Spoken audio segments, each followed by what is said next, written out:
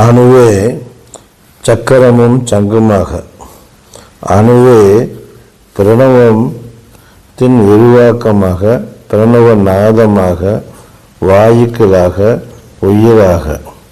அணுவே பிரபஞ்சத்தில் மாறுபட்ட பொருள்களாக, அதாவது மேல் நோக்கி சந்திரனாகவும் கீழே பூமியாகவும் இடைப்பட்ட ஜீவனாகவும் ஜீவன் மற்ற பொருள்களாகவும் அணுவே இயங்குகிறது.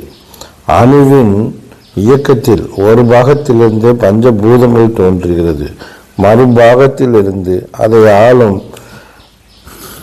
நமச்சிவாயா எனும் எழுத்துக்களும் உருவாகிறது. அணுவே அனைத்துக்கும் உள்ளேயும் அனைத்துக்கும் வெளியேயும் அணுவே உள்ளது. அணுவே ஆன்மீகத்தில் கீழ்நிலையில் உள்ள அணுவின் பாகங்கள் சக்தியின் மாற்றங்களாகவும், அணுவின் மேற்பாகத்தில் உள்ளவைகள் சூட்சுமத்தின் சூட்சுமமாகவும், நணுவின் சர கலையாகவும், 12 வாயுக்களாகவும், உலகை இயக்கும் சக்திகளாகவும் உயிராகவும் உள்ளது. அணுவின் இன்னும் உள்நோக்கி போனால் ஆல்பா ஸ்டேட்டுக்குரிய அமைதி நிலைக்குரிய பாகமும் மற்றும் உலக வாழ்க்கையை விட்டு மறு உலக வாழ்க்கையை பார்க்கக்கூடிய அமைப்பாகவும் அணுவிற்குள்ளே உள்ளது. விஞ்ஞானத்தில் அணுவே எலக்ட்ரானாகவும் புரோட்டானாகவும் மற்றும் நைட்ரஜனாகவும் இதர கெமிக்கல்களாகவும் அணுவே உள்ளது. அணுவே குவாண்டம் பிசிக்ஸ் என இன்றைய விஞ்ஞானத்தில் அழைக்கப்படுகிறது.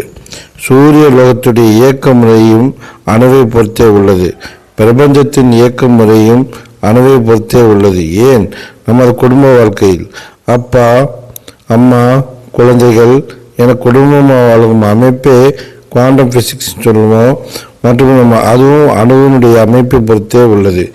ஆக மொத்தத்தில் எதை எடுத்தாலும் எதற்குள்ளும் அணுவே நிறைந்துள்ளது. அதற்கு வெளியேயும் உள்ளேயும் எந்த ஒரு பொருள் இயங்க வேண்டுமானாலும் அணுவின் அவசியம்.